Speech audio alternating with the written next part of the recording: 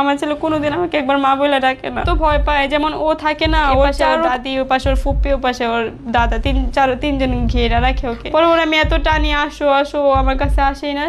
শুধু একটা কথাই বলে, কথা বললে দাদা আমাকে গেট লাগায় মারবে, দাদা আমাকে গেট লাগায় মারবে, খালি একটা কথা বলে। কিন্তু ভাইয়া আমি অনেকের মাধ্যমে, তো মানে ও যে মাদ্রাসা পড়ে সেখানে চেষ্টা করি, মানে সবার মাধ্যমে আমি প্রতিদিন চেষ্টা করি যে কার মাধ্যমে আমি একটু কথা বলতে পারবো। যখন আমি একটু সুযোগ পাই তখন ওর আমি বলি যে আব্বু তুমি আমার সাথে কথা বলো না কেন? পরে বলে কি আম্মু আমি কথা বলে তো আমার দাদা তুমি যাওয়ার পর আমার গেট লাগায় মারবে, এই জন্য আমি কথা বলি না। আম্মু আমি তো তোমাকে ভালোবাসি, আম্মু আমি তো তোমাকে ভালোবাসি। বলে কি আম্মু আমি সকালে মাদ্রাসায় থাকি, 8টা বাজে তুমি এসে আমাকে চুরি করে নিয়ে যাও, আমি তোমার কাছে থাকবো। মানে এখন লাস্ট বাবুকে দেখছেন কতদিন আগে?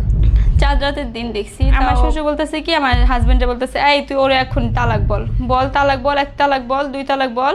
এখন আমার হাজবেন্ড বলতেছে না, বলে না। এই জন্য উনি কি করছে, আমার শ্বশুর আমার হাজবেন্ডে মারতে গেছে। পরে আমার আব্বু আবার হাত ধরছে, বিয়ে কি করেন পাগল হয়েছেন, জামাইরে মারেন, এটা করছে। ভাই আমি বিশ্বাস করবেন না, ওইখানে এতগুলো মানুষের সামনে আমার আব্বুরে এতভাবে মারছে, আমার শ্বশুর অনেক মারছে। আমার বাবার শার্টটা পুরো ছিঁড়ে ফেলছে, আমার আব্বুর লুঙ্গিটা মানে পুরো খোলা গেছে। আর এদিকে আমার এই সাইডে আমার ননদ আমার মানে থাপ্পড় দিয়েছে, মারতেছে। পরে আমার মা আমার ছাড়াইতে গেছে। পরে আমার রেখা আমার আম্মুরে, আমার শাশুড়ি, আমার শ্বশুর, ননদ 3জন মিলে ইচ্ছা মতো মারছে। আর ওই পাশে তো আমার আব্বুর মানে এরকম অবস্থা, আব্বু কি করছে লুঙ্গিটা কোনো মতো নিয়ে আব্বু দৌড় দিয়েছে বাহিরে। পরে অনেক মারছে আব্বু, মারার পরে তখন তো আমার আর ভালো লাগতেছে না। পরে আমি বলতেছি যে আমি আব্বু মার সাথে বাসায় যাব, কিন্তু ওখানে আরও যারা ছিল ওরা বলতেছে কি না যাও না, গেলে জিনিসটা বড় হবে, থাক। ওয়ারড্রপের ওই যে একটা হ্যাঙ্গার থাকে এরকম মোটা সাইডে পাটে, সেই হ্যাঙ্গার দিয়ে মানে ওই লাঠিটা দিয়ে আমাকে মানে এত পরিমাণ মানে মারধর করে, প্রচুর মারধর করছে সেদিন। কিন্তু মানে আমি অনেক বলতেছিলাম যে আমি কী করছি, আমার কি এমন, আমি জাস্ট রিক্সা নিতে কেন বলছি, এটার জন্য উনি আমাকে এভাবে মারে। তখন আমি খুব ছোট, আমার মানে প্রেগনেন্ট। তারপর আমার মানে অনেকক্ষণ মারধর করছে। পরে আমি কান্না করতেছি, কিছুক্ষণ পরে বলে কি উঠো, 1 গ্লাস পানি আছে, বলে কি উঠো ওই পানি খাও। পরে তখন তো ভাই আমার তো রাগ করাটা স্বাভাবিক। পরে বলে কি না আমি পানি খাবো না, সরেন আপনি আমাকে এতক্ষণ মারছেন। পরে পানি খেয়ে দেখে আবার ওই লাঠিটা আনছে, লাঠি আইনা উনি আমার পায়ের পাতা মানে বুড়ো আঙুলটা এক হাতে এভাবে ধরছে, আর আরেক হাতে এভাবে মানে ঢোল যেরকম বাড়িয়ে দেয় এরকম মানে ইচ্ছা মতো মানে এরকম করতেছে। আমার খুব কষ্ট হইতেছিল। পরে ড্রেসিং টেবিল, একটা টেবিল ছিল ছোট টেবিল, মানে বসে যে সাজগোজ করে, ওই টেবিলটা আমার দূর থেকে, আমার বিয়ে আমার ফ্যামিলি কেউ জানতো না। মানে আমার যার সাথে বিয়ে হয় সে হচ্ছে আমার বোন, মানে আমরা 3 বোন, আমার বোনের খালা শাশুড়ির দেবর সম্পর্কে কি বিয়ে হয়। তো আমার বোনের ননদের বিয়ের মধ্যে আমি যখন যাই তখন আমার শাশুড়ি আমাকে দেখে সে মানে অনেক পছন্দ করে। তারপরে উনি আমার বাসায় ফার্স্টে মানে সেদিনই উনি আমার বোনের বাসায় গেছি, দেখার পরে উনি মানে আমার বাসায় আসছিল, এসে আমার আম্মুকে মানে করছে, প্রস্তাব জানায়। তখন আমি ক্লাস 9-এ উঠছি, আমি সায়েন্স নিয়েছিলাম আর কি। আমার বই টই সব তার কিছুদিন আগে আনছে। তো আমার আম্মু ডিরেক্টলি না বলে দিছে যে না আমার মেয়ে মাত্র ক্লাস 9-এ উঠছে, ও বয়স্ক, ওকে আমরা বিয়ে দিব না। তো না করে দিচ্ছে। এখন আমার শাশুড়ি আমার বোনের ননদের যেদিন বিয়ে হয়, মানে বৌভাত, মানে হাজব্যান্ডের বাসায় যেদিন বৌভাত হয় সেদিন উনি যে কোনোভাবে আর কি আমার ফ্যামিলিকে যাইতে বললো ওনাদের বাসায়। মানে আমার শ্বশুরবাড়ির অবস্থা বিরাট অবস্থা ছিল ওনাদের। তো মানে ওনাদের বাড়িঘর দেখানোর জন্য যেভাবে হোক ওনাদের বাড়িঘর যদি কেউ দেখে যে কেউ পছন্দ করবে এরকম আর কি। পরে ওখানে গেছে, যার পরেও আমার দাদা শ্বশুর ছিল ওখানে, উনি আমাদের মানে আমার আব্বু আম্মুকে ডিরেক্টলি প্রস্তাব দেয়। পরে আমার বাবা মা তখন বলছে, কিছু বলে নেই, বলছে আমরা দেখি জানাবো। পরে বাসায় আসার পরে ওনারা একদিন জানায়, এপ্রিলের 3 তারিখ জানায় যে ওনারা দেখতে আসবে। পরে আমার দুলা ভাই, মানে আমার কোনো ভাই নেই, তো পরে আমার বাবা মা বলছে যে জামাই তুমি আমার জামাই হইলেও আসো, তুমি আমার বড় ছেলে হলেও আসো, তুমি যা করবা ভালোর জন্যই তো করবা। আচ্ছা ওনারা যেহেতু আসতে চায় আসুক। পরে যে কোনোভাবে হোক ওনারা আসছে, ওনারা অনেকজন, প্রায় 40 থেকে 50 জন মানুষ আসছে। তো আমাদের বাসাটা খুবই ছোট, যার কারণে সেন্টার নেওয়া হয়েছে। তো ওনারা দেখতে আসছে, আসার পরে ওনারা প্রিপারেশন নিয়ে আসছে যে আমার বিয়ে, মানে ওনাদের বিয়ে। আর বিয়ের আগের দিন ওনারা ওনার ছেলেরে মানে আমার শ্বশুর বাসায় হলুদ টলুদের মানে একটা ঘরোয়াভাবে আয়োজন করছে। এসব আপনারা কিছুই জানেন এগুলো না? আমরা কিছুই জানতাম না, আমাদেরকে জানানো হয়নি। ওনারা পুরোপুরি জানে যে মানে ওনার ছেলের বিয়ে আগামীকালকে, আমরা কিছুই জানতাম না। পরে বিয়ের আগের দিন রাত্রে আমাদেরকে ফোন দেওয়া হইলো, ফোন দিয়ে বলতেছে কি যে যদি পছন্দ হয় আমরা এদিন কাবিন করিয়ে রাখবো, এরকম আর কি। তো আমাদের বাসা থেকে তো আর কি রাজি না, যে না বিয়েটি এখন দিবে না। তো যাই হোক ওনারা আসছে, ওনারা মানে বিয়ের জন্য যে মানে পুরোপুরি প্রস্তুতি নিয়ে আসছে, ওনারা কাজী নিয়ে আসছে, প্লাস মানে কাবিন করানোর জন্য নাকফুল, মানে এটা নিয়ম থাকে না, নাকফুল নিয়ে আসছে, তারপর হচ্ছে হাতের আংটি এগুলো নিয়ে আসছে। পরে সেদিন তো আমার বাবা মামা বলতেছে যে আজকে তো বিয়ের কোনো কথা ছিল না। পরে দাদা উনি অনেক মানে মান্যগণ্য একটা ব্যক্তি, উনি ওখানে অনেক রিকোয়েস্ট করে, যার কারণে সেদিন নাকি বিয়ে হয়ে গেছে। তো বিয়ে হওয়ার পরে দাদা বলতেছে যে আমরা এই মাসে উঠে নিয়ে যাব, ওই মাসের শেষের দিকে, মানে সবাই তো মানে আমাদের ফ্যামিলি থেকে মানে অনুষ্ঠান করবে, ওনাদের ফ্যামিলি থেকেও। পরে বলতেছে যে এর মধ্যে আমার নাতি মানে ও আসবে না, কিন্তু আমি এর মধ্যে আসতে পারি। তো যাই হোক ওনারা কেউ আর এর মধ্যে আসে না। এরপরে মানে সবাই মিলে বসে ডেট করলো যে 27 তারিখে আমাকে উঠিয়ে নিয়ে যাওয়া হবে। তো এর মধ্যে আমার হাজব্যান্ড মানে কাবিন যে হয়েছে, কাবিনের মধ্যে কাবিন হওয়ার পর তো আমি তো ওনার স্ত্রী, তো উনি তো আমার মানে কিন্তু ফোন তো দিবে, সে কখন আমাকে কোনো ফোন টোন কিছুই দেয় নাই। প্রায় 10 থেকে 12 দিন পরে উনি আমাকে একদিন ফোন দিছে, ফোন দিয়ে কথা বলছে। তারপরে ছিল হচ্ছে পয়লা বৈশাখের দিন ওনার সাথে আমার ফার্স্ট দেখা। এর আগে কখনো ওনার সাথে আমার কথা হয়নি, ফোনে একদিন না 2 দিন কথা হয়েছে এরকম। তো যাই হোক পরে আমরা 27 তারিখে ঘরোয়াভাবে ফ্যামিলি, ওনাদের বাসায় অনেক ধুমধাম আয়োজন হয়, আমার বাসায়ও হয়, উঠে নিয়ে গেছে। নিয়ে যাওয়ার পরে প্রথম অবস্থায় মোটামুটি ভালোই ছিলাম। বিয়ের সেটা হচ্ছে আপনার 2018 সালে এপ্রিলের 27 তারিখে উঠে নেওয়া যায়। এর 1 থেকে 1.5 মাস পরেই রমজান মাস। তো রোজার মধ্যে আমি জানতে পারি বিয়ের কিছুদিন, তখন তো আমি বুঝতাম না, খুবই ছোট, আমাকে মানে বড়রা কেউ কিছু শিখায় দেয় না। 1 মাস পরে জানতে পারি আমি কনসেপ্ট করছি। তারপরে হচ্ছে রোজার মধ্যে জানতে পারি যে কনসেপ্ট করছি। তো রোজা ঈদের দ্বিতীয় দিন আমরা ঘুরতে যাই। আমার ননদ বলতেছে কি ভাবি চলেন আমরা ঘুরতে যাই। পরে উনি ঘুরতে নিয়ে গেছে ওনাদের বাসা থেকে খুব কাছে, মধু সিটি একটা জায়গা আছে সেখানে। তো আমার হাজব্যান্ড উনি মানে খুব হিসাবি, উনি অনেক মানে কৃপণ ছিল। পরে ওখানে যাওয়ার পরে আসার সময় মানে অনেক রাত হয়ে গেছে। পরে আমার ননদ বলতেছে কি যে ভাইয়া এখান থেকে আসলে রিক্সা নিয়ে চলো, নয়তো ভাই এখানে সমস্যা হবে, উনি যেহেতু প্রেগনেন্ট। কিন্তু সে রিক্সা নিবে না। পরে যাই হোক পরে ওখানে অনেক ঝামেলা, উনি বলতেছে আমার ভাড়া লাগবে বেশি। ভাড়া ভাইয়া খুব বেশি ছিল না, 30 থেকে 40 টাকায় ভাড়া ছিল। পরে ওখানে উনি রিক্সা নেবেন, আমি অনেকক্ষণ হারছি, তখন তো আমি খুব ছোট, তার মধ্যে প্রেগনেন্ট, আমার খুব মাথা ঘোরাতো, মানে অনেক পেন লাগতো।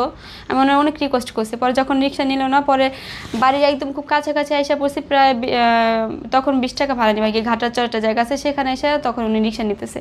তখন আমার খুব মানে খারাপ লাগতেছে যে আপনি এতক্ষণ নিলেন না, থাক, আমি এত দূর যেহেতু হেঁটে আসছি, আমি বাকি রাস্তাটা হেঁটে যেতে পারবো। পরে ওখানে একটু তর্ক বিতর্ক হয়, তো উনি আমাকে পরে আমি বলছি না আমি যাব না। পরে রিক্সা নিচে তারপর আমি বাসায় যাই। যার পর সেদিন কিছুক্ষণ পরে উনি বাসায় আসার পর আমি সেদিন জানতে পারি সে মানে মুখ থেকে সিগারেটের গন্ধ আসতেছে। পরে উনি আইসে না, ঘরে কোনো কথা না বলতে না আমার গালে একটা মানে থাপ্পড় দেয়। পরে আমি বললাম কি আমি কি করছি, আপনি আমাকে মানে বলে কি তুই রিক্সা নিতে বলছিস কেন, এভাবে বলতেছে রিক্সা নিতে বলছিস কেন। ওইখানে আমার 2টা রিক্সা নিতে হলো, 2টা রিক্সা ভাড়া আমাকে দিতে হইলো, এটা সেটা। পরে না ওইভাবে কথা বলতেছে, পাবেন কি আপনি সিগারেট খান। পরে ভাইয়া বিশ্বাস করেন আর কোনো কথাই না, সে কী করলো আমার বাসা থেকে প্রায় 4 লাখ টাকা ফার্নিচার দিছে, মানে সমস্ত কিছু। তো ওয়ারড্রপের ওই যে একটা হ্যাঙ্গার থাকে এরকম মোটা সাইডে পাটে, সেদিন প্রথম সে আমার বিয়ের 2 মাসও পরিপূর্ণ হয় নাই, সেই হ্যাঙ্গার দিয়ে মানে ওই লাঠিটা দিয়ে আমাকে মানে এত পরিমাণ মানে মারধর করে, প্রচুর মারধর করছে সেদিন। কিন্তু মানে আমি অনেক বলতেছিলাম যে আমি কী করছি, আমার কি এমন, আমি জাস্ট রিক্সা নিতে কেন বলছি, এটার জন্য উনি আমাকে এভাবে মারে। তখন আমি খুব ছোট, আমার মানে প্রেগনেন্ট। তারপর আমার মানে অনেকক্ষণ মারধর করছে। পরে আমি কান্না করতেছি, কিছুক্ষণ পরে বলে কি উঠো, 1 গ্লাস পানি আছে, বলে কি উঠো ওই পানি খাও। পরে তখন তো ভাই আমার তো রাগ করাটা স্বাভাবিক। পরে বলে কি না আমি পানি খাবো না, সরেন, আপনি আমাকে এতক্ষণ মারছেন। পরে পানি খেতে দেখে আবার ওই লাঠিটা আনছে। লাঠি আইনা উনি আমার পায়ের পাতা মানে বুড়ো আঙুলটা এক হাতে এভাবে ধরছে, আর আরেক হাতে এভাবে মানে মানে ঢোল যেরকম বাড়িয়ে দেয় এরকম মানে ইচ্ছা মতো মানে এরকম করতেছে। আমার খুব কষ্ট হইতেছিল। পরে অনেক মাসে তারপর আবার আবার কতক্ষণ রেস্ট, আবার কিছুক্ষণ পরে বলে কি ওনারা গরু পালতো। পরে উনি ওই যে 2 লিটার একটা বোতলে গরুর দুধ ছিল। পরে বলতেছে কি তুমি উঠো, তোমার পায়ে বাড়ি দিছি, পা মানে ফুইলা গেছে, লাল হয়ে গেছে। পরে বলে কি এটা দিয়ে কি আমার বরফ ধরবে আর কি। পরে বলে কি না আমার ধরা লাগবে না, আপনি আমাকে মারছেন। আমি আর কি রাগ করতেছি যে না, কিন্তু সে তখন আমাকে মানাবে দূরের কথা, তো আমি মানে বরফ দিতেছে না কেন, এই জন্য উনি আবারও আমার সেই লাঠি নিয়ে আবার মারতেছে। এরকম করতে করতে পরপর উনি 3বার করে মানে রেস্ট নেয় আবার মারে, রেস্ট নেয় আবার মারে। পরে লাস্টে আমি বলতেছি কি যে দেখেন আপনি আমাকে এভাবে জিরা জিরা কেন মারতেছেন, তাহলে আপনি যদি চান আমাকে একেবারে মেরে ফেলেন, আমি আসলে এখানে আমার দোষটা কোথায়, আমার অন্যায় কই। পরে ড্রেসিং টেবিল, একটা টেবিল ছিল ছোট টেবিল মানে বসে যে সাজগোজ করে, ওই টেবিলটা আমার দূর থেকে এভাবে মানে উড়ায় মারছে। আমি জাস্ট মাথাটা এভাবে সরাই ফেলছি, পরে দেয়ালে লাগছে। ওইটা আমার শাশুড়ি আর কি ওই শব্দটা পাইছে, অনেক জোরে আওয়াজ হয়েছে তো, কিন্তু উনি ডাক দেয়নি, উনি আসলে বুঝতে পারেনি।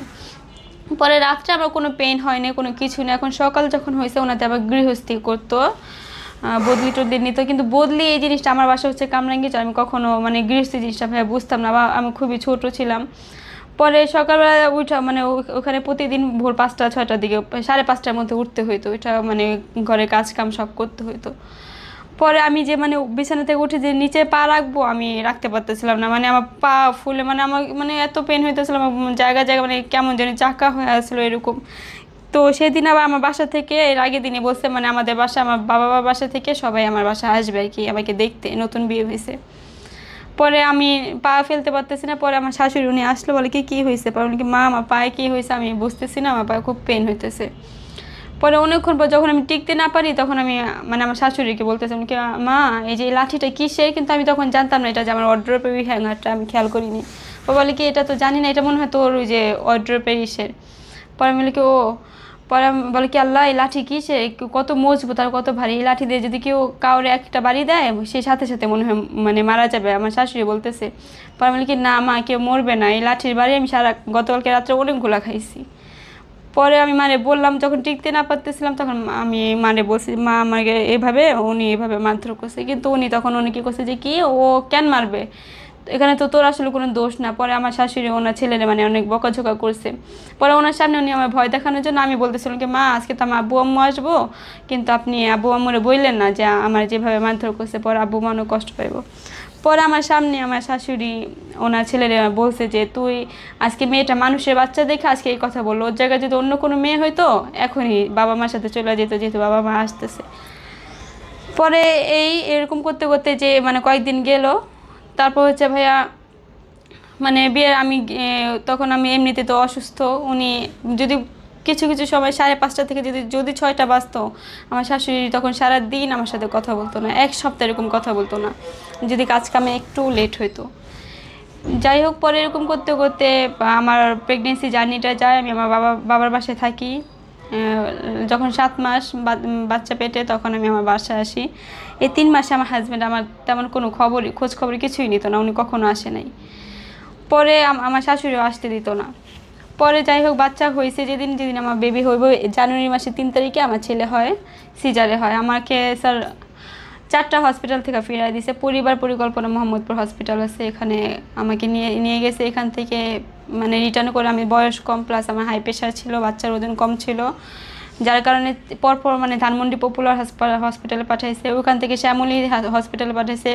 পরে সবাই বলতেছে কি ডক্টর বলতেছে যে যেখানে নিয়ে যান এই রোগী কেউ রাখবে না, আপনারা ঢাকা মেডিকেল নিয়ে যান, ঢাকা মেডিকেল নাকি যত রিক্সের রোগী হোক রাখে। পরে সেখানে নিয়ে যাওয়া হয়। পরে আমার বেবি হয়, সিজারে হওয়ার কিছুক্ষণ আগে আমার হাজব্যান্ড আসছে, উনি দাওয়াতে গেছিলো। পরে ওনারা সব করছে। পরে যাই হোক এরকম তারপর কিছুদিন ভালোই কাটতেছিল।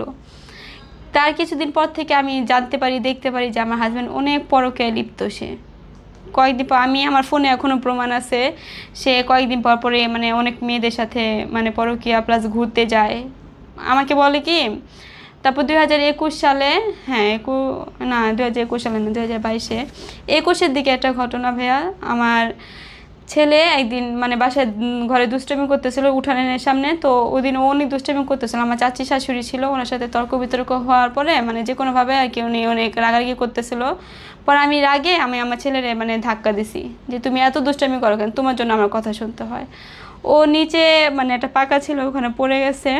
পরে আমি না বুঝতে খেয়াল করি না, রাগবশত জিদে মানে ইয়ে করছি, তো পরে আমি আবার হাত ধরে এভাবে টান দিছি। ও তো এমনিতে পড়ে গেছে, এখানে ব্যথা পেয়েছে, আবার টান দেওয়ার পরে ওই জায়গাটা পুরো মানে ছিলে গেছে। পরে আমি ওরে ওখান থেকে নিয়েছি। পরে আমার শাশুড়ি দেখলো যে ও ব্যথা পাইছে, উনি এসে কী করলো, ওরে উঠাইছে। আমি উঠাইতে উঠাইতে উনি কোলে নিছে। কোলে নেওয়ার পর দেখি কি আমার ছেলে এত ব্যথা পাইছে। পরে আমি অনেক কান্না করতেছি, আল্লাহ আমি কী করছি, আমি আমার ছেলের এত ব্যথা দিলাম। আমি কোলে নিতে চাইতেছি, কিন্তু উনি কিছুতে আমার কোলে নিতে দেয় না। উনি ডিরেক্টলি আমার দাদা শ্বশুর ওনার রুমে নিয়ে গেছে। নিয়ে যাওয়া বলে কি দেখছেন কীরকমভাবে মারধর করছে, ওরা এখনই বাসা থেকে বের করে দেন। পরে আমি ভাইয়া একটা মায়ের থেকে আপনি দুনিয়াতে কিন্তু কেউ নেই। একটা মা তো বাচ্চাকে শাসন করে, আবার মাই তো আদর করে। আমি না তো ওর একটা থাপ্পড় দিয়েছি। পরে আমার শাশুড়ি কী করলো, উনি আমাকে মানে এরকমভাবে চুলের মুঠি ধরে মানে নিয়ে এভাবে ধাক্কা দিয়েছে। আমি উঠানের মধ্যে পড়ে গেছি। পরে ইচ্ছা মতো যেভাবে পারছে আমার মানে পুরো শরীরে লাথি ঘুষা অনেক মারছে। পরে আমি টিকতে না পারি, আমি দৌড় দিয়ে রুমের ভিতরে চলে গেছি। রুমের ভিতরে যে আমি গেট লাগাই দিছি। রুমের মধ্যে আবার ওয়াশরুমে আমার শ্বশুর ছিল, উনি আবার ওয়াশরুম থেকে বের হয়ে উনি গেটটা খুলে দিচ্ছে। তারপর আবার আমার শাশুড়ি রুমের মধ্যে ঢুকে, আমি এরকমভাবে মানে খাটে বসেছিলাম, উনি আবার দৌড়ে আইসা আমার মানে এভাবে ধাক্কা দিচ্ছে। আমি পরে মানে শুয়ে পড়ছি। পরে আমার পেটের মধ্যে বসে উনি আমার গলা টিপা ধরছে, বলে কি আজকে সুযোগ পেয়েছি তোরা, আজকে মেরে ফেলবো। পরে আমার অনেক মারধর করছে। আমার মানে এই জায়গাগুলো একদম রক্তে চাকা চাকা হয়ে গেছিলো। অনেক অনেক মারধর করছে, কি 3বার করে মারছে। পরে আমি টিকতে না পেরা পরে আমি আমার আব্বু আম্মুরে ফোন দিই যে মা আমি না তো আমার ছেলের মারছি, এই জন্য ওনারা আমার এভাবে মারধর করবো। পরে আমার আব্বু মা গেছে এখান থেকে, যাওয়ার পরে বলতেছে কি বিয়াইন, আমার আব্বু বলতেছে যে বিয়াইন আমার মেয়ে নয়তো ও ছেলেটারে মারছে, ওরই তো সন্তান, ওর সিজার করে হয়েছে, এত কষ্ট করে, তো ওনাতে একটু একটা থাপ্পড় নিতে দিয়েছে, এই জন্য আপনারা আমার মেয়েটার এইভাবে মারবেন। কিন্তু ওনারা ডিরেক্টলি অস্বীকার করে, ওনারা মারে নেই। পর আব্বু বলতেছে আপনি যদি নাই মানে তাহলে আমার মেয়েটার এখানে এরকম রক্ত টক্ত জমে আছে, এগুলো কি। পরে আমার শ্বশুর বলতেছে কি, আমার হাজব্যান্ডে বলতেছে এই তুই ওরে এখন তালাক বল, তালাক বল, 1 তালাক বল, 2 তালাক বল। এখন আমার হাজব্যান্ড বলতেছে না, বলে না, এই জন্য উনি কী করছে, আমার শ্বশুর আমার হাজব্যান্ডে মারতে গেছে। পরে আমার আব্বু আবার হাত ধরছে, বিয়ে কী করেন, পাগল হয়েছেন, জামাইরে মারেন, এটা করছে। ভাই আমি বিশ্বাস করবেন না, ওইখানে এতগুলো মানুষের সামনে আমার আব্বুরে এতভাবে মারছে, আমার শ্বশুর অনেক মারছে। আমার বাবার শার্টটা পুরো ছিঁড়ে ফেলছে, আমার আব্বুর লুঙ্গিটা মানে পুরো খোলা গেছে।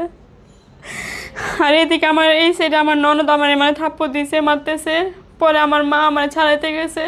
পরে আমার রেখা আমার আম্মুরে, আমার শাশুড়ি, আমার শ্বশুর, ননদ 3জন মিলে ইচ্ছা মতো মারছে। আর ওই পাশে তো আমার আব্বুর মানে এরকম অবস্থা, আব্বু কী করছে, লুঙ্গিটা কোনো মতো নিয়ে আব্বু দৌড় দিয়েছে বাহিরে। পরে অনেক মারছে আব্বু মারার পরে তখন তো আমার আর ভালো লাগতেছে না। পরে আমি বলতেছি যে আমি আব্বু মার সাথে বাসায় যাব, কিন্তু ওখানে আরও যারা ছিল ওরা বলতেছে কি না যাও না, গেলে জিনিসটা বড় হবে, থাক। পরে ওনারা আশেপাশে অনেক যারা ছিল ওনারা অনেক বলছে যে আপনারা যত যাই হোক বিআই ব্যানের গায়ে কি কেউ হাত দেয়, এটা তো আসলে কোনো ঠিক না রে, ও মা উনি তো মারছে, এই জন্য আপনারা মেয়েটার এভাবে মারবেন। পরে আসলে ওনাদের ভয় কেউ কিছু বলে না। আর আসলে মানে অনেক কথা ভুলে যায়। আবার বিয়ের প্রথমে আমার শাশুড়ি কি করতো, আমাকে ঘরে তালা মেরে রেখে যেত। তুমি বোন এত অত্যাচার কেন সহ্য করতেছো? তখন ভাই আমার ছেলেটা আছে, এই জন্য আমি আমার ছেলের জন্য ওখানে রয়েছি, যে আমার বাচ্চাটার কি হবে। ছেলে তো তোমার একার না, ছেলে তো ওর বাপেরও। তোমার গায়ে হাত তুলতেছে, রেগুলার তোমাকে মারতেছে, তোমার বাবাকে মাকে পর্যন্ত মারতেছে, তারপর তুমি কেন সহ্য করতেছো? কিন্তু হ্যাঁ, যখন আব্বু মাকে এভাবে মারধর করলো তখন মানে আমার না ওই বাসায় কোনো মন টিকতো না, আমার ভালোই লাগতো না, খুব খারাপ লাগতো। ওই বাসায় কেন থাকলো তাহলে? তারপরে না 1 সপ্তাহের মতো মানে আমার জোরাজোরি করে ওখানে রাখা হয়েছে। আমার আব্বু মা আমাকে আনতে চাইছে কিন্তু দেয়নি। তারপর আমি অনেক আসতে চাইছি 2 দিনের দিন, হ্যাঁ 2য় দিন আমি থাকবোই না ওখানে, কিন্তু ওনারা আমাকে কিছুতে আসতে দিবে না। পরে 2য় দিন উনি কী করলো ভাই, আমার ফোনে আছে, আমার শ্বশুর কী করছে, আমার বাচ্চার ওই ছবিটা জুম করে তুলে আর আমার বাচ্চার আরেকটা মানে কোট পরা ছিল ভালো একটা ছবি, আর ওই ছবিটা 2টা একসাথে করে ফেসবুকে ছাড়ছে। আর উপরে লিখছে নিজের মা নিজের সন্তানকে খুন করার চেষ্টা করে, দাদি দেখে ফেলে, দাদি দেখায় এই মাস বাড়ির সবাইকে হুমকি দেয় যে আপনারা যদি কাউকে বলে দেন যে আমি ওকে মারতে গেছি তাহলে আমি আপনাদের সবাইকে মেরে ফেলবো, যে আমি নাকি এরকম করতে গেছি। পরে যখন ফেসবুকে ছাড়লো তখন আমার তো ফোন ছিল না, আমি কখনো ফোন ইউজ করতাম না। আমার হাজব্যান্ডের ফোন আমি এমনি হাতে নিয়ে নিয়ে আমি মানে ফোন হাতে নিয়ে দেখি কি এরকম, তখন তো আমার আরও খারাপ লাগতেছে যে ওনারা আমার এভাবে মারলো, আমার বাবা আমার এভাবে মারলো, আবার ওনারা আবার ফেসবুকে এগুলো ছাড়লো। পরে আবার অনেক কমেন্ট করছে কি বলেন এটা তো মা নামে ডাইনি, এই মাকে এখনই পুলিশে আওতায় দেওয়া হোক, মানে আর অনেকে এরকমই করছে। তখন আমি আর নিতে পারতেছিলাম না, তখন আমি বলতেছি আমি আর থাকবোই না এখানে, আমি বাসায় চলে যাব। কিন্তু ওরা কিছুতে আমাকে আসতে দিবে না, আমি অনেকবার আসতে চাইছি, আসতে দিবে না।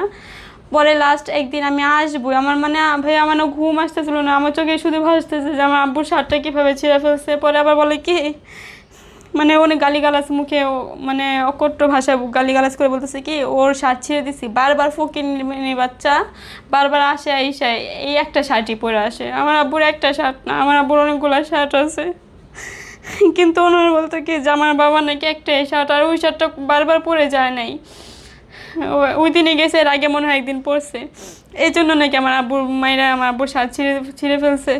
তো মানে মেয়ে হিসেবে এই কথাগুলো না আমার খুবই খারাপ লাগতো। পরে একদিন আমি ওখানে থাকবো না, আমি ওখান থেকে আইসা পড়বো। পরে আমার হাজব্যান্ড বলতেছে কি তুমি যদি যাও বাচ্চা রেখে যেতে হবে, বাচ্চা দিব না। পরে আমি কি না, আমি আমার ছেলেরা রেখে যাবো না। আমি অনেকবার আসতে চেয়েছি কিন্তু ওদের একটাই শর্ত, গেলে যাও একা যাবো, বাচ্চা দেওয়া যাবে না, কিন্তু আর আমি তো বাচ্চা ছাড়া আসবো না। পরে ও কাকা অনেক রিকোয়েস্ট করা, ওদের পাশে আমাকে দেখার ব্যবস্থা করে দেয়। পরে সেদিন হচ্ছে আপনার 15 থেকে 20 দিন হইব বা 18 দিন হইব আমি আমার ছেলেকে দেখতে গেছি পাশের বাসায়, নিয়ে আসছে। পরে তখন না মানে আমার ছেলের নাম মাহিম, ও তখন একটু কথা বলে।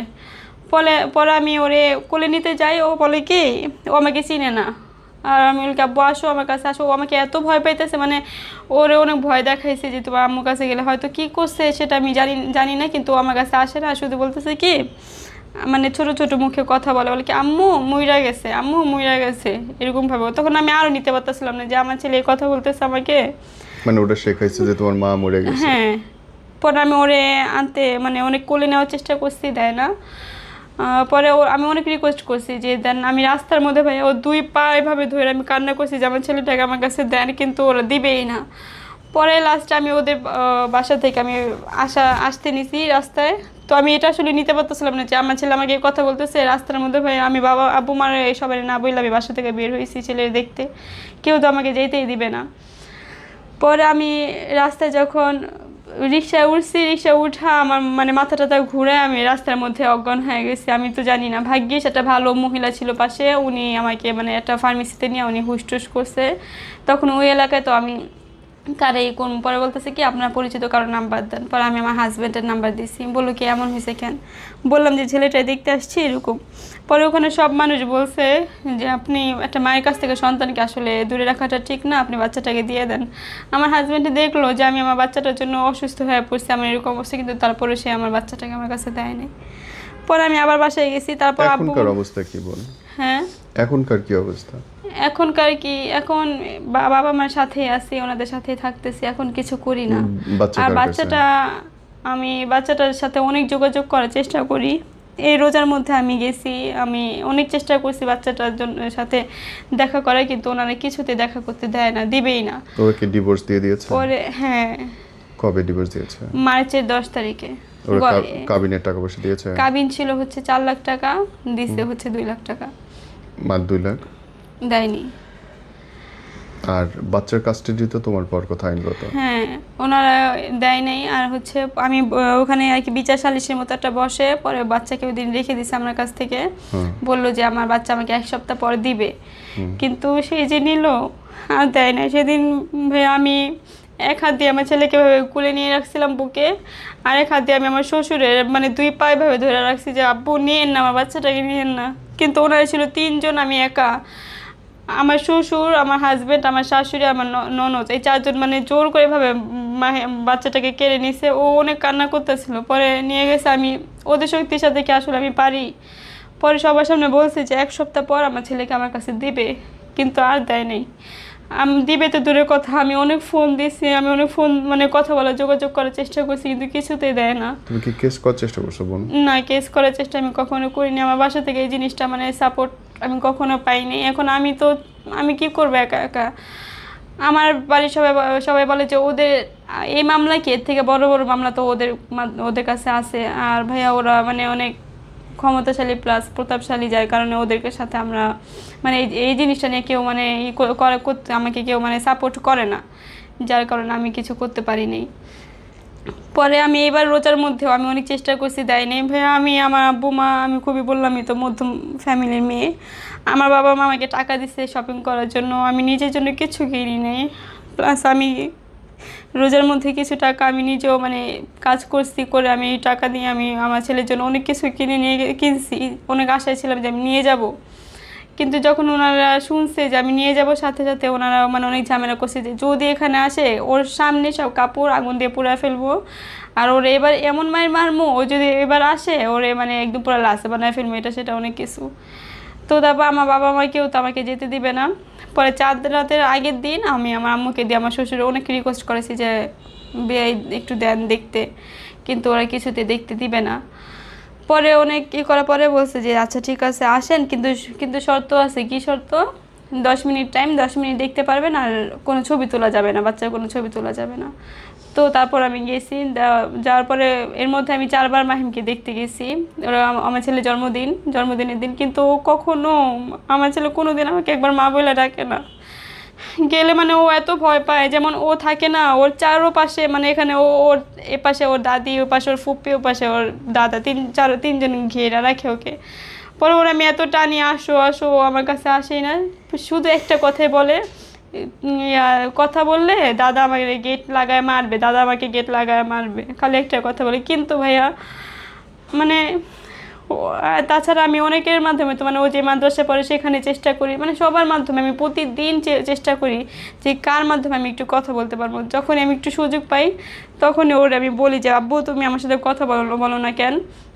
পরে বলে কি আম্মু আমি কথা বলে তো আমার দাদা তুমি যাওয়ার পর আমার গেট লাগায় মারবে, এই জন্য আমি কথা বলি না। আম্মু আমি তো তোমাকে ভালোবাসি, আম্মু আমি তো তোমাকে ভালোবাসি। বলে কি আম্মু আমি সকালে মাদ্রাসায় থাকি, 8টা বাজে তুমি এসে আমাকে চুরি করে নিয়ে যাও, আমি তোমার কাছে থাকবো। মানে তখন আসলে আমি ঠিক থাকতে পারি না। এর মধ্যে আরও কয়েকবার ওরা আমার ছেলের আমার কাছ থেকে মানে রেখে দিছে।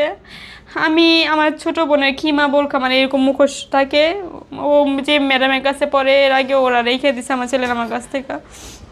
পরে আমি গেছি ওরে ওখান থেকে ম্যাডামের বাসা থেকে লুকা কোনো মতো রিক্সা উঠে, এমন একটা এলাকা কোনো রিক্সা পাওয়া যায় না, গ্রাম অঞ্চলের মতো তো। পরে মানে উঠছি কোনো মতো রিক্সা উঠছি, এর মধ্যে ওরা সবাই মানে খবর পাওয়া গেছে যে আমি মাহিমকে রিক্সার মধ্যে নিয়েছি। পরে সবাই মানে চুরি টুরি নিয়ে নাকি মানে বের হয়ে গেছে যে আমাকে মারবে, মেরে আমার কাছ থেকে আমার বাচ্চা রেখে দেবে। পরে মানে ওরা কিছু হলে এ পর্যন্ত আমার ছেলেকে আমার কাছ থেকে নিয়ে নেয়। এবার লাস্ট যখন আমি আমার কাছ থেকে মানে আমি আমার শ্বশুর বাসা থেকে আসি, সেদিন ছিল সেপ্টেম্বরের 4 তারিখ। আমার হাজব্যান্ডের ফ্যামিলি মানে ওদের ফ্যামিলি সবাই মিলে ওদের নামে একটা মামলা হয় যে ওরা ধর্ষণ করছে পাশের বাড়ি একটা মেয়েকে, প্লাস হচ্ছে ওখান থেকে ছিনতাই করছে। তো ওদের বাসায় সবাই পলাতক থাকতো, আমার হাজব্যান্ডে পলাতক থাকতো, ও বাসায় আসতো না। পরে অনেক দিন এরকম বাসায় আসে না। পরে আমি বলি কি দেখেন আপনি বাসায় যে বাসায় আসেন না, আপনার ভয় কিসে, আপনি তো এগুলো করেন নেই। পরে বলে কি না এখানে পলাতক থাকতে হয়, এটা সেটা অনেক কিছু। পরে একদিন ও যেদিন বাসায় আসলো সেদিন আমি ওকে বলতেছি কি আচ্ছা আমি আপনার সাথে একটু কথা বলতে পারি? বাবা বলে কি বলো? বাবা বলে কি আমাকে একটু 5 মিনিট সময় দেবেন? ভাই আমি আমার হাজব্যান্ডের সাথে কথা বলবো, তার কাছ থেকে আমার সময় চাই নিতে হয় যে 5 মিনিট সময় দেওয়া যাবে কিনা। পরে বলে কি পরে আমি বললাম কি যে কথা বলবো, কিন্তু একটা শর্ত আছে, আজকে আমি কোরআন শরীফ নিয়ে কথা বলবো। আমি উঁচু করছি, তখন আমি প্রায় সময় রাতে তাহাজ্জুদ নামাজ পড়তাম। ভাই আমার হাজব্যান্ডের সাথে যে আমি প্রায় 5 থেকে 6 বছর সংসার করছি, তার সাথে কখনো আমার তেমন কোনো ভালো সম্পর্ক ছিল না, এটা আমি কখনো কাউরে বলিনি। প্রথম আমি মানে বুঝতাম না সে মানে একটু অসুস্থ ছিল, তো যখন জিনিসটা জানলাম আমি নিজে তাকে ট্রিটমেন্ট করাই, কিন্তু যখন সে সুস্থ হলো তখন সে আমাকে ছেড়ে দিয়েছে। তো যাই হোক, উনি পরে আসার পরে আমি কোরআন শরীফ নিচে নিয়ে বলতেছি কি দেখেন আপনি আগে আমি আপনাকে কোরআন শরীফ ধরে ওয়াদা করি যে আপনি আমাকে সত্য কথা বলবেন, আপনি কেন আমার কাছ থেকে মানে আমাকে রাখছেন। আর ও হ্যাঁ, ওনাদের ফ্যামিলিতে মানে একটা রেকর্ড আছে, মানে প্রত্যেকটা মানুষ অনেকগুলো করে বিয়ে করে। আমার যে দাদা শ্বশুর উনি বিয়ে করছে শুনছি 9টা, ওনার 7টা বিয়ে করছে, ওনার বাবা বিয়ে করছে 9টা। আমার বর্তমানে 3টা দাদি শাশুড়ি এখনো বাসায় আছে, মানে সবাই অনেকগুলো করে বিয়ে করে। আপনি বিয়ের আগে সব জানতেন না? সেটাই তো ভাইয়া, মানে শুরু থেকে তো মানে অনেক কথা বলা হয়নি, মানে ওনাদের দেখতে এসে আমাকে বিয়ে করছে, তো তো আমাদেরকে কোনো খোঁজ খবর কিছু নেওয়ার ওরা মানে আসলো আর কোনো আমি সুযোগই ধেই দেয়নি। করে বিয়ে করে চলে যাব? সেটাই তো মানে কে মানে এটা তো আব্বু আপনার মা যে কি মা-বাবার দায়িত্ব করলো। ছিল। হ্যাঁ, দুলাভাই দায়িত্ব নিয়েছে, আমার বোনের হাজবেন্ড দায়িত্ব নিয়েছে, পরে মানে বিয়েটা হয়েছে। ওনারা তেমন কোনো খোঁজ খবর নেওয়ার কোনো সুযোগই দেয়নি। তো যাই হোক, পরে এখন লাস্ট বাবুকে দেখছেন কতদিন আগে? চাঁদ রাতের দিন দেখছি, তাও প্রায় হ্যাঁ প্রায় 2 থেকে আড়াই মাস পরে আমি সেদিন বাচ্চা দেখছি। এখনো ভয় পায় আপনার সাথে কথা বলতে? হ্যাঁ কিন্তু ভাইয়া ও আমার দিকে তাকায় না, কিন্তু ও আমি যদি অন্য কারো ফোনের মাধ্যমে ওকে যদি সুযোগ পাই তখন ও আমার সাথে অনেক কথা বলে। তখন ও আমাকে শেখায় দেয়, আম্মু আমি এই টাইমে মাদ্রাসা থেকে আমাকে এসে চুরি করে নিয়ে যাও, তুমি না আমাকে একবার চুরি করে নিয়ে গেছিলা লুকায়া, এভাবে নিয়ে যাও, আমি তো তোমাকে ভালোবাসি আম্মু, আমি তো তোমাকে ভালোবাসি।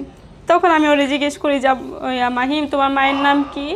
ওরে তো ওই যে মেয়েকে বিয়ে করছে ওনাকে তো মা বলে। বলে কি আমার আম্মুর নাম সোনিয়া, আম্মু আমি তো তোমাকে ভালোবাসি। মানে মানে ও চায়, ও অনেক চায় আমার কাছে আসতে, কিন্তু ওরা কিছুতে আমার কাছে আসতে দেয় না। আর ওকে শেখানো হচ্ছে যে ওর মা ওকে মানে রেখে আরেকটা ছেলের সাথে চলে গেছে। বোন, তোমার লাইফ স্টোরি থেকে মানুষ যদি শেখে কি শিখতে পারে বলো তো? সব থেকে বড় কথা হচ্ছে মানে বিয়ে করার আগে অবশ্যই অনেক বেশি যাচাই বাছাই করতে হবে। আর হচ্ছে নিজেরা যেমন আমি খুবই মধ্যবিত্ত একটা ফ্যামিলির মেয়ে, যার কারণে আমরা চাইলেও কিছু করতে পারি নাই। তো আর ওনারা হচ্ছে অনেক প্রতাপশালী, প্লাস ওনাদের এলাকায় ওনাদের খুবই দাপট আছে, তো যার কারণে এই ক্ষমতার জোরে আমরা কিছুই করতে পারি নাই। যেহেতু আমি ভাইয়া এর মধ্যে আমি অনেক চেষ্টা করছি। আমি এই যে কিছুদিন আগে সে আমাকে বলছে কি যে সেনাবাহিনীর কাছে গেলে নাকি আমি আমার বাচ্চা পাবো, আমি ওখানে গেছি। তো ওখান থেকে ফোন দিছে, মানে যেখানেই যাই সেখান থেকে ওদেরকে ফোন দিলে ওরা মানে ডিরেক্টলি বলে দেয় যে ওর মা তো ওকে ফালায় রেখা চলে গেছে, এটা সেটা অনেক কিছু। তো হ্যাঁ, লাস্ট আরেকদিন হচ্ছে 2023 সালে, হ্যাঁ 23 সালে আমার বাবা ডেঙ্গু হয়েছে, আমি হসপিটালে ভর্তি ছিল আমার বাবা, ওইখানে আমি ছিলাম। এর মধ্যে শুনতে পারি যে আমার হাজব্যান্ড একটা মেয়েকে ওখানে তাকে মানে বেঁধে রাখা হয়েছে। তো একটা স্ত্রী হিসাবে ভাই এটা আসলে মানা আমার কাছে খুবই কষ্টদায়ক ছিল। এখানে হচ্ছে বাবার আব্বুর অনেক অবস্থা সিরিয়াস ছিল, ডক্টর মানে অনেক সিরিয়াস মৃত্যুর অবস্থা এরকম। আর ওখানে আমার হাজব্যান্ড না পারতেছে বাবা মাকে বলতে, না পারতেছে ওখানে যেতে। পরে আমি কিছুদিন পরে ওখানে যাওয়ার পরে আমি না জানার মতোই ছিলাম, কিন্তু ওনারা কেউ আমাকে কিছু জানায় নেই। তখন আমি মানে যখন জিনিসটা ক্লিয়ারলি জানলাম, উনি আমার হাজব্যান্ড আমার সামনে, ভাই আমি শুয়ে আছি, উনি আমার পাশে শুয়ে অন্য মেয়েদের সাথে মানে একদম উচ্ছৃঙ্খলভাবে কথা বলতো, ওই মেয়েদের সাথে ভিডিও কলে একদম মানে খুবই খারাপভাবে কথা বলতো।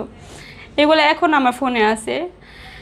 তো যখন আমি জিনিসটা ধর্ষণ করছি তখন আমি এটা আসলে নিতে পারিনি। তখন আমি আমার ছেলেকে নিয়ে আসার পর আমি ওনাকে নোটিশ পাঠাইছিলাম, ডিভোর্সের নোটিশ পাঠাইছি। পরে উনি আমাকে অনেক মানে করছে যে সনি আমি ভুল করছি এটা সেটা। তারপর 1 মাস পরে সে আমাকে নিয়ে যায় তার কাছে। এটা তো আমাদের ডিভোর্স হয় নাই, নিয়ে গেছে। তো বলছে উনি আর কখনো এরকম করবে না, এটা সেটা বাচ্চা দিকে তাকে আমি গেছি। যার পরে ওনারা সেই নোটিশটা মানে ফটোকপি করে অনেকগুলা রেখে দিছে। তো আমি প্রায় 9 মাস ছিলাম বাসায়। তারপরে হচ্ছে আবার এরকম ধর্ষণের এরকম ঝামেলা, এরকমই কাহিনী করতেছে উনি, আজকে এই মেয়ে কালকে সেই মেয়ে। তারপর এর মাঝখানে একদিন যখন অ্যাটেন্ড টু মার্ডারের কেসটা হয়, তখন ওনার প্রতি মাসে মাসে হাজিরা দিতে হয়। তো আমি তো আর এগুলো বুঝি না, উনি মাসে 2 বা 3 বার করে যাইতো। তো একদিন শুক্রবারে উনি হাজিরা দিতে গেছে, আমাকে বললো যে আজকে হাজিরা। আমি সেদিন সকালে উঠে ওনার শার্টটা টাইন করে দিই। শুক্রবারে হাজিরা থাকে নাকি? সেটা আমি পরে জানতে পারছি, আমি তো এগুলো বুঝতাম না, আমি ভাবতাম যে হাজিরা দিতে গেছে। পরে যখন একদিন আমি আমার বাসায় ছিলাম, তো উনি আমাকে নিতে আসার পর ওনার ফোনের গ্যালারিতে ঢুকে দেখি কি যে উনি ঘরের মধ্যে এরকম মেয়ে নিয়ে আসছে আর কি। পরে আমার বিছানা উনি মেয়েদের সাথে মানে অন্যভাবে ছবি টবি তুলছে, এগুলো আসলে দেখে আমি থাকতে পারিনি। পরে আমাকে বললো যে আমি হাজিরা দিতে গেছি, উনি বাসায় আসার পরে ইমুতে রাত্রে 2টার দিকে উনি ঘুমাইছিল, রাত্রে 2টার দিকে ওনার ইমুতে ছবি পাঠাইতেছে ওই মেয়েরা। তো পরে দেখি যে মানে গ্যালারির মধ্যে অনেকগুলো ছবি, যে বুকে জড়ায় ধরে ছবি তুলছে, আর অনেক কিছু। পরে এগুলো তো আমি পরে বললাম যে আপনি না হাজিরা দিতে গেছেন, এটাই কি হাজিরা ছিল? পরে বাসায় বলছি, পরে আব্বু বলে কি শুক্রবার আবার কিসের হাজিরা? তো আমি বলি আব্বু উনি তো প্রায় সময় শুক্রবারে বের হয়, কিন্তু আমি তো আসলে জানি না যে উনি হাজিরা দিতে যায় না কই যায়। আমি তো এতদিন তাহলে ভাবছি উনি হাজিরা দিতে যায়, তাহলে এখন বুঝলাম তাহলে আসলে শুক্রবার যখন বের হতো উনি কোনো হাজিরাতে বের হতো না, উনি হয়তো বা কারোর সাথেই বের হইতো। পরে ভাই আমি এবার সেপ্টেম্বরে যখন আসলাম, পরে ওনাকে আমি বললাম কি দেখেন আপনি আমাকে কেন ছাড়েন না, মানে আপনাদের ফ্যামিলিতে একটা রেকর্ড আছে যে মানে এক একজনে অনেকগুলো করে বিয়ে করে এই জন্য, কিন্তু আমি আপনার কোরআন শরীফ ধরে বলতেছি, আমি সবাইকে আমি বলবো যে আমি খারাপ, আমার অন্য কারোর সাথে রিলেশন আছে যার কারণে আমি চলে গেছি, তাহলে তো আর আপনাকে কেউ কিছু বলতে পারবে না। কিন্তু আপনি বলেন তো, সবাই জানে, মানে পুরা দুনিয়া জানে আমরা হাজব্যান্ড ওয়াইফ, কিন্তু আদৌ কি আমরা এই ঘরের মধ্যে হাজব্যান্ড ওয়াইফ? আমাদের মধ্যে কি কোনো ভালো সম্পর্ক আছে? পরে বলে কি, আমি বললাম যে আপনি কি আমার সাথে সংসার করতে চান? পরে বলে কি হ্যাঁ চাই। কিছুক্ষণ চুপ থাকার পর বলে কি হ্যাঁ চাই। তাহলে আমাদের সাথে কোনো সম্পর্ক নাই কেন? আপনি আপনার মতো থাকেন, আমি আমার মতো থাকি, এটা আমার ভালো লাগে না। কয়েকদিন পর এই মেয়ের সাথে আমার কি কোনো পরিবর্তন হতে হবে? আপনি আমাকে বলেন ভাই। আমি খুব পজিটিভভাবে ওনাকে এই কথাগুলো জিজ্ঞেস করছি, কিন্তু উনি না মানে পরে আর কিছু বললো না। পরে যখন দেখলাম যে জিনিসটা ঝগড়া পর্যায়ে চলে যেতেছে, তখন আমি বলি কি আচ্ছা ঠিক আছে আপনি ঘুমায় থাকেন। পরে আমি রাতে তাহাজ্জুদ নামাজ পড়তেছি, উনি কী করলো মানে অনেক জোরে গান ছাড়ছে। পরে আমি নামাজ ভাঙা বাধ্য হয়ে আবার নামাজ ভাঙে আমি বলতেছি কি সাউন্ডটা একটু কমান, কিন্তু সে সাউন্ড কমায় না। পরে আমি নিজেই নামাজ থেকে উঠে আমি আরেক জায়গায় যাই শুয়ে পড়ছি। সেদিন ভাইয়া উনি আমাকে এত মানে এমনভাবে মারধর করছে, এর মধ্যে তো আরও অনেক কিছু বললামই না, আমি খুব মানে অল্পতে বলতেছি। শেষটুকু কিছু বলতে চান বোন? জি শেষে আর কিছু বলতে চান? হ্যাঁ, তো সেদিনই তো মানে মূল কাহিনী হচ্ছে সেদিন। পরে আমি অনেক মারধর করছে, এবং সেদিন আমাকে সে বলে যে আজকে তোকে মেরে মানে কেটে কেটে আমাদের ওদের বাসায় একটা পুষ্কুনি আছে, ওখানে মানে মাছ পালে, পর বলে কি এখানে ফেলে দিব, যদি কেউ জিজ্ঞেস করে যে সোনিয়া কই, বলবো যে অন্য একটা ছেলের সাথে পালায় গেছে এসে এগুলা। বলতেছিল তোমার জামাইয়ের অনেক ছবি ভিডিও আছে তোমার কাছে, আমাকে দেখাতে পারবে? জি অবশ্যই। দেখো। আমার নাতিরা একবার শোনো একটা রেকর্ডিং আছে, ওইটার মধ্যে হচ্ছে মূল জিনিস, কিন্তু রেকর্ডিংটা মানে এত মানে ওনার ওইটা হচ্ছে মূল প্রমাণ, কিন্তু মানে খুবই বাজে জঘন্যতম অডিও শুনতে চাই না, কথা। ভিডিও ছবি থাকলে আমি শুধু প্রমাণ দেখতে চাই। ভাই ছবিগুলো কি দেখাবো? না, আমাকে দেখা দাও। ছবিগুলো একটু নেগেটিভ। না, মানুষকে দেখাচ্ছি না।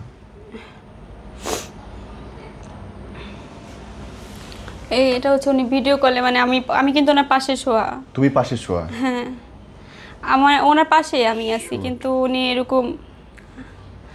তারপর আরো অনেক কিছু আছে, মানে এক এক জায়গায় এক একটা। বুঝতে পারছি,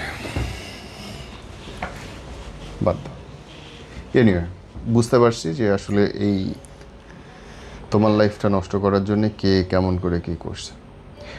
লাস্টলি বোন, তুমি আর এটা হচ্ছে যে ফেসবুকে ছেড়ে দিয়েছিল আমার শ্বশুর আইডি থেকে, যে আমার ছেলেকে খুন করতে নিছে। তোমার ছেলের জন্য যদি তোমার কিছু বলার থাকে বলো। হ্যাঁ, ছেলের জন্য অবশ্যই এখানে আসার মূল কারণই হচ্ছে আমার ছেলে, তাছাড়া আর কিছুই না।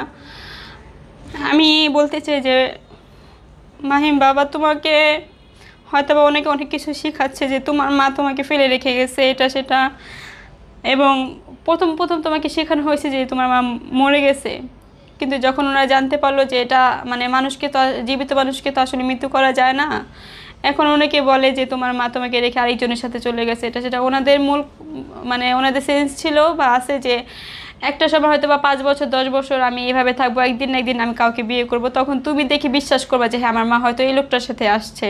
কিন্তু বাবা বিশ্বাস করো, আমি এগুলো করি নেই। আমি ওরকম মা না যে তোমাকে ফেলে রেখে আমি আসছি। তোমার মা ছিল, আছে, থাকবে অবশ্যই। আমি অনেক চেষ্টা করছি, আমি আপ্রাণ চেষ্টা করছি, এখনও করতেছি, তোমার সাথে একটু দেখা করার সুযোগ ওনারা আমাকে দেয় না। তুমি যখন ইচ্ছা আমার কাছে অবশ্যই আসবা, আমি চাই তুমি আমার কাছে আসো। আর আমি তোমাকে ফেলে রেখে আসি না, ওরা আমার কাছ থেকে কেড়ে রেখে দিছে তোমার কাছে।